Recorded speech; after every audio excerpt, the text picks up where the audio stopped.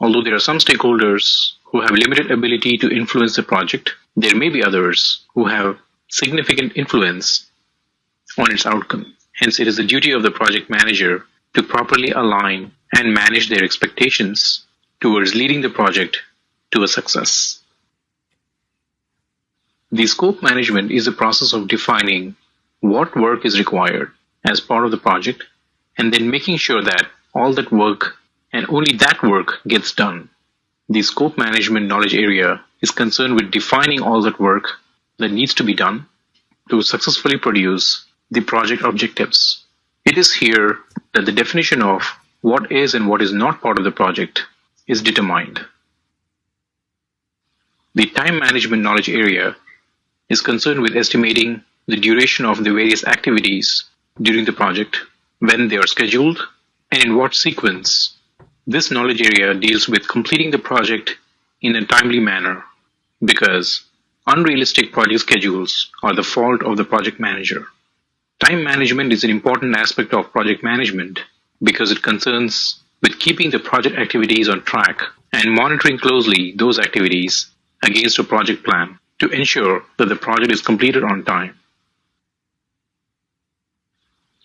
The next area is a quantitative area where we will find out how much or how many of certain things on the project are contributing towards it. The first one we will see is the cost management knowledge area, which deals with estimating the cost of resources and establishing budgets that are an important component in determining if a project continues or is stopped. The resource management knowledge area involves all aspects of people management. This includes mentoring, coaching, and training the various people who work on the project, and not excluding the conflicts that may arise between them. Hence, conflict resolution is also an important component in the resource management knowledge area. This area also includes ensuring that the teams are fully motivated to perform their job on the project and conducting necessary performance appraisals. This is to ensure that the human resources assigned to the project are used in the most effective way possible. The quality management knowledge area ensures that the project meets the requirements that it was undertaken to produce. It focuses on the product quality as well as the quality of the project management processes itself used during the project. These are then compared to the quality standards set out in the planning process to ensure that the customers will receive the product, service, or result that they signed up for. The risk management knowledge area is concerned with identifying and planning for potential risks or uncertain events that might happen during the project, and by evaluating the probability of impact of each of those unforeseen events. These processes are also used to identify the positive consequences of risks and exploiting them to improve better project outcomes or improving the efficiencies on the project. In the where portion, we will discuss the communications management and the procurement management knowledge areas. The processes in the project communications management area are related to the general communication that takes place between the various stakeholders, the project team members, and other parties involved on the project. The communication skills of the project manager are considered to be the most important asset in managing a project, since these are the skills that the project manager utilizes on a daily basis that leads to a better outcome in terms of the coordination and the overall delivery of the project. The processes in this knowledge area seek to ensure that all project information, that includes the project plans, the assessments, the meetings, and much more, are collected, documented, and archived properly. The procurement knowledge area includes those processes that involve with the purchasing of goods or services from vendors, contractors, or suppliers that are usually outside the company. When discussing the procurement management processes, it is assumed that the discussion is taking place from your perspective as a buyer, while sellers are the external vendors and contractors to the project team. We saw earlier that there are 5 process groups along the life cycle of the project, as shown here on the top. We also saw the 10 knowledge areas that cover the various aspects of project management. What we will now see is how various processes under each of these process groups link to a corresponding knowledge area and that is shown here through a tabular representation. The dots you see here are processes or groups of processes that will take an input from somewhere else and generate an output to be used in other processes down the line. It is worth noting that not all knowledge areas have a process under them, and as you can see here, in the initiating phase of the project, you only have to worry about the integration and the stakeholder management knowledge areas. On the other hand, the planning and the monitoring and controlling phases have processes in every knowledge area for reasons you will find out soon when we discuss the individual areas as we go along in this course. We will be referring to this structure regularly in the lectures that follow to see project management through a bird's eye view. We will also see how each of these processes map to the 6 visual pathways we introduced earlier in this course, so that we get an intuitive understanding into what the process is intended for and how do we understand its purpose effectively. Now that you have seen an overview of how the process groups and the knowledge areas are structured, we will now get into the meat of the discussion around under each of the dots shown here. Each dot here corresponds to a process or group of processes that belong to that specific knowledge area on the left and the process groups on the top. So here we are at the beginning of the first of the 5 phases of project lifecycle. We're going to learn to take one of the first steps in initiating the project. As you learned in the initiating process group, in this phase, there are only 2 aspects of the project that you will need to think about for now. First, the why of the project, and the second, the who of the project. The why meaning, why do we need to do this project in the first place, the reasons to start it, and the business need, etc. The who of the project is to determine all the important people you will be working with and you ought to be knowing right in the beginning of the project, and with whom you will need to communicate upfront. As you can see here, the 2 processes in the initiating step belong to the integration management and the stakeholder management. And by the time you are finished initiating the project, you will have equipped yourself with a formal approval document from the executives who own the project, and also will be armed with an official authority with you as the PM for the project. The answer to the question, why do we need to do this project, is answered through the first process that lies in the integration management area, and the place to look for as to why the company is interested in doing this project is within the business case document. It is this document that you as a PM may not be involved in its preparation, but may be handed down to you from the executives or the senior management. In some mature organizations, there are structured approaches taken in the preparation of this document, and a lot of analysis and effort may have already been put into its review and drafting. The business case is a document that makes a strong case. Why should the company do the project? What benefits does the project bring when it is completed? And the overall rationale to initiate the project. In addition to describing the financial aspects, like increasing the company revenue or decreasing the operating expenses through the implementation of the product or the service, the business case determines through some kind of cost-benefit analysis that is it really worth the effort in doing the project. The process that takes this business case and converts it into one of the most important documents on the project is through the Develop Project Charter process. This is found in the integration management knowledge area and lies in the initiating phase of the project. As can be seen here, the only output from this process is the project charter. On pretty much all projects, you need a formal document to show to people you are the project manager assigned onto it. Since most PMs work in a matrix environment where the resources on the project will not report to the project manager, you need some form of authorization that proves that you are in charge of the project.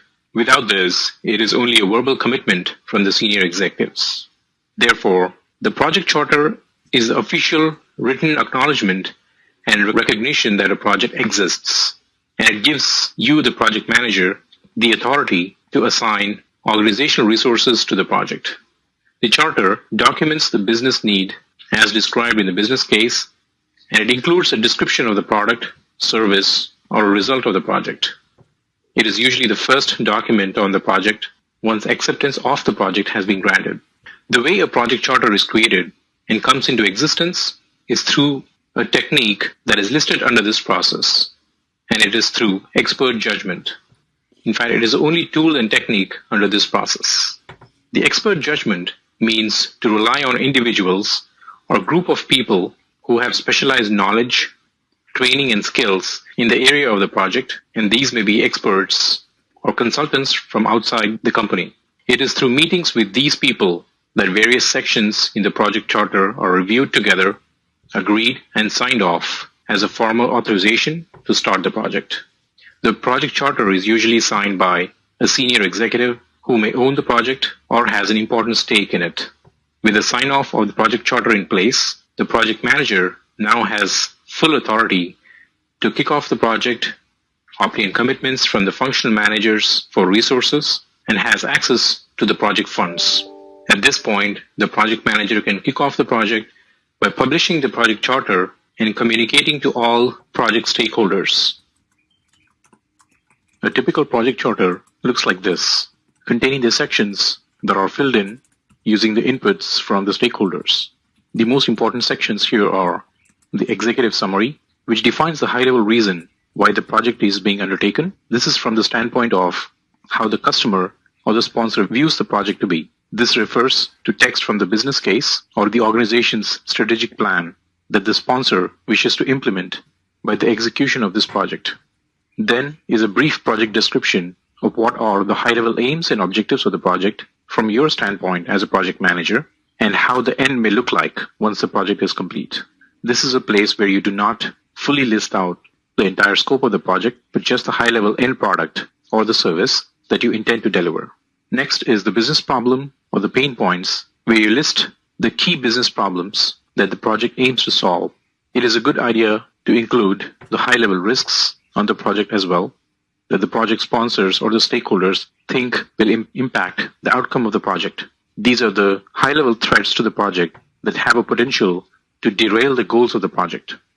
You can also list certain assumptions that are taken for granted and could be listed here. These could be things like availability of certain resources that you assume to be going to be available for you to use on the project, certain environmental factors, and other assumptions that are important to list. In the next section, you list the key milestones, which are the significant events in the project that everyone looks up to and expect to be completed on a timely basis. These can include the completion of major deliverables or an important phase of the project. Lastly, the approval section is for obtaining the necessary signatures from the project manager and the sponsor or the customer. What we will now do is use the example of the pyramids project and start filling in this project charter template to make you feel comfortable with the thought process in how these documents are filled out. For the pyramids project, let's say the project name is simply the pyramid project. The project sponsor, as you know, is the pharaoh, whose name we know from history to be Khufu. Let's say the date prepared, it's somewhere on a specific day in the year 2560 BC. I'll leave it to you to fill in the precise month and the date.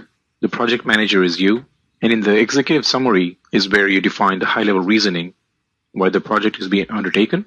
Let's here now provide the reasoning why this project needs to be done. Note that this is from the standpoint of the project sponsor in how he thinks why this project has to be done.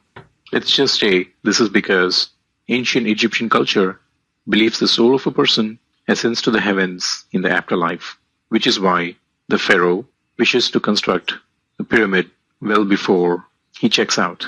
Hence, he wants a tomb where he is laid to rest, from where his soul will ascend. In the project description is where you will describe what you wish to accomplish as the final product. This is where you mention in the project description you wish to construct a tomb for the pharaoh that is in the shape of a pyramid and within which contains a resting chamber. As you see here, all of the details about the pyramid are left out from this project description. It is up to you to what extent you wish to elaborate or keep it concise. Let's say in the business problem, we need a structure that is always aligned to the star constellations that currently does not exist in any structure that the Egyptians have. Hence, by the construction of the pyramids, this pain point is intended to be resolved. In the risks and assumptions, let's start listing out the high-level risks that we all think will impact the outcome of this project. Since the pyramidal structure is going to be built for the first time in history, and on this magnitude, no one knows if it is going to be structurally strong enough to bear the immense amount of weight. Hence, the topmost risk is if the pyramidal structure is going to crash under its own weight. Let's say the second risk is the raw materials that are needed to build the pyramids, like the stone and the mortar, are found in faraway places. Transporting it from those faraway places may not be that easy for various reasons, like the places from where they are brought in may not be friendly to the current kingdom. The third risk we can think of is somewhat that is not in control of anybody, but still nevertheless a risk, is that the pharaoh himself passing away before the pyramid is ready for his remains to be enshrined. In the assumptions, let's say that we have enough labor force to construct the pyramids. Let's say the labor needed is 20,000 workers. It's available, and we assume that they will simply start working on this on the orders of the pharaoh. In the key milestones, let's say the significant events on the project will be those dates where certain portions of the pyramid are completed. Let's say the key milestones are when the external structure of the pyramid is fully ready, and let's say this takes 2 years to build, hence the due date expected is 2558 BC. The next biggest milestone is the internal passageways and the king's chamber is ready. This, let's say, takes another 1 year to build. And let's say the last milestone is the full pyramid with the internal, external, and the surroundings fully built. This, let's say, is expected to be delivered in 2556 BC, a full 4 years from the signing of this project charter. The last step is to obtain signatures from the sponsor or the customer, and you as a project manager putting the final signature on this. At this point, we have the project charter ready in the initiating phase as our first document that is prepared from the business case. With the project charter now approved, we now know why are we doing this project and what are the high-level objectives